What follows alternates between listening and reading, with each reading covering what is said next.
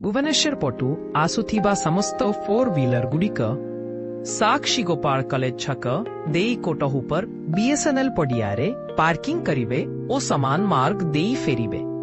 सेहीपरि भुवनेश्वर पटु आसुथिबा समस्त 2 wheeler गुड़िक Sakshi Gopal college छक बासुकेरागा देई शौचालय कैंपस रे पार्किंग करिवे ओ समान मार्ग देई फेरिबे।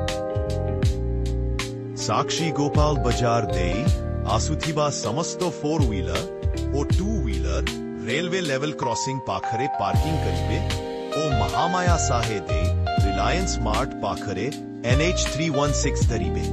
अलगुमो पाटु आसुथिबा समस्त 2 चकिया यान सिद्धबकुलो पार्किंग रे पार्क करिवे ओ समान मार्ग देई फेरिबे।